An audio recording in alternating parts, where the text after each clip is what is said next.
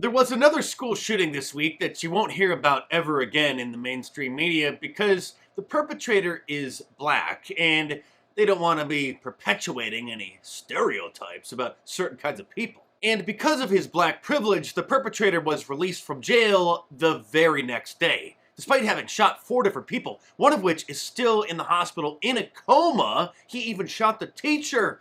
And he wasn't even charged with attempted murder, just aggravated assault with a deadly weapon. In this case, the perpetrator got beat up by another black student and then grabbed a gun out of his backpack that he brought to school and then shot him 4 different times. And then in the course of his shooting spree, accidentally shot the teacher and almost killed him, and shot 2 other students as well, who thankfully only got minor injuries. After he walked out of jail, a free man, less than 24 hours after the shooting spree, his family threw him a welcome home party, and one of his relatives posted pictures celebrating the occasion on social media. But I couldn't help but notice there's no father in the picture. No pun intended. Even though Black Lives Matter is thrilled that the latest school shooter is a free man because of his black privilege, they're always finding something to complain about. And the Biden Justice Department just announced that they're not going to be charging the officer in Kenosha, Wisconsin, who shot Jacob Blake after they were called for a domestic violence incident, and then Jacob Blake attacked the police officers, putting one of them in a headlock, and then pulled a knife on them, sparking the Kenosha Black Lives Matter riots. Of course, anybody with half a brain, just from watching the tape of the incident, knew that that was a fully justified shooting, but it took, over a year for the Justice Department to finally admit that they have no case and that it was a clean shooting. A lot of people also whining and complaining this week about Dave Chappelle's latest special on Netflix, The Closer, because, well, he made jokes that hurt their little feelings. So comedian Dave Chappelle facing some backlash once again for including jokes about transgender people and the LGBTQ community in a television special. He has a new Netflix special out where he jokes about trans women's looks, about genitalia, tells a story about beating up a lesbian woman. Now, Chappelle says that he is Team TERF, T-E-R-F, referencing the term for trans exclusionary radical feminist. Here's some of it. Cancel J.K. Rowling. My God, J.K. Rowling wrote all the Harry Potter books by herself. She sold so many books, the Bible worries about her. And they canceled her because she said in an interview, and this is not exactly what she said, but effectually, she said gender was a fact. And then the trans community got mad as shit. They started calling her a TERF. So I looked it up. TERF is an acronym. Stands for Trans Exclusionary Radical Feminist. I'm Team TERF.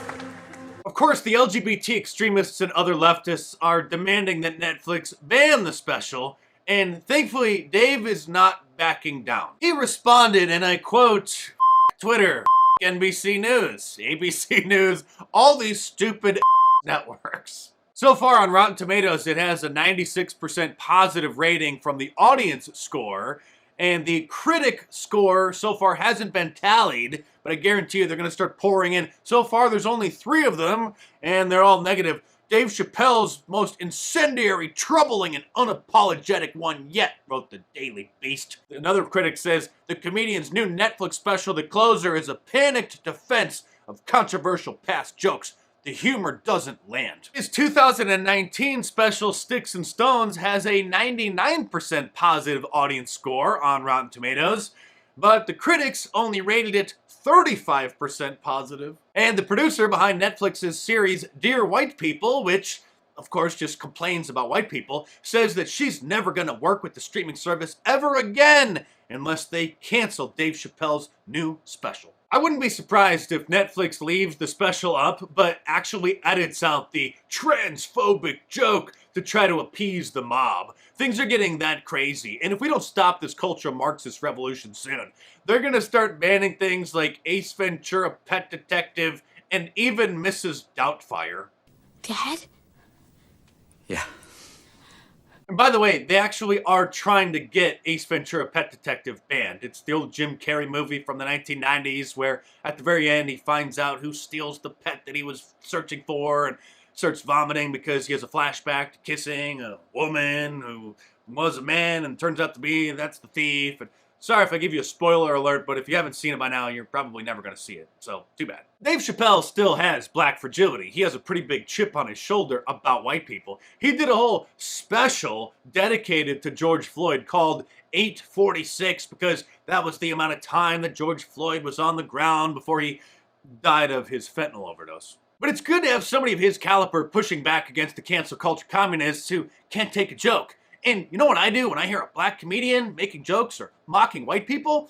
I laugh because I have a sense of humor. I either laugh at the jokes because a lot of times they're hilarious, or I laugh at the comedian because they're being triggered by white people because of their black fragility. Oh, by the way, here's Tucker Carlson's response, if you haven't seen it, to the ADL demanding that he get fired from Fox News again because of his quoting Joe Biden's goal for mass immigration. There's more blowback on whether you've been pushing for the great replacement theory. And you said that this was going to happen on your show last night. Sure enough, on cue, the ADL comes out and comes after you. And I wonder... The ADL, so I'm not on...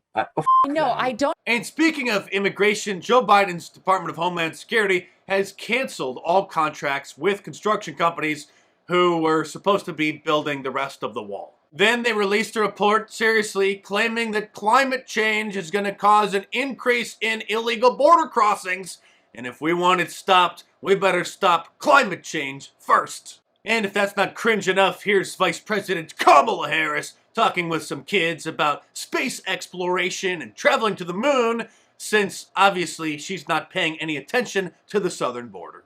I just love the idea of exploring the unknown. And then there's other things that we just haven't figured out or discovered yet. You guys are gonna see. You're gonna literally see the craters on the moon with your own eyes. Oh my goodness. With your own eyes, I'm telling you, it is gonna be unbelievable. If those kids are going to travel into space, they're going to have to buy a ticket from Elon Musk because the government is so broke, NASA can barely even afford to keep the lights on, let alone visit the moon again. By the way, did you know that the term lunatic actually comes from the ancient belief that the different phases of the moon would trigger madness in certain people? That's where the sort of werewolf folktales came from. During a full moon, people would go crazy or turn into werewolves. And speaking of lunatics, they're everywhere in cities and Democrat districts, and it's looking a lot like Halloween out there already, even though that's still a few weeks away, so be careful out there. And if you want to help spread the word, I'm sure you'll enjoy my Beware of Democrats shirt, so order yours from my online store at markdice.com or click the link in the description below. Or if that's not your style, I'm sure you'll enjoy my Arrest Dr. Fauci shirt. Get it before it gets banned, and like all of my designs, it's available in a t-shirt, long sleeve, and hoodie, and a whole bunch of different colors as well. So head on over to markdice.com or click the link in the description below and check them out.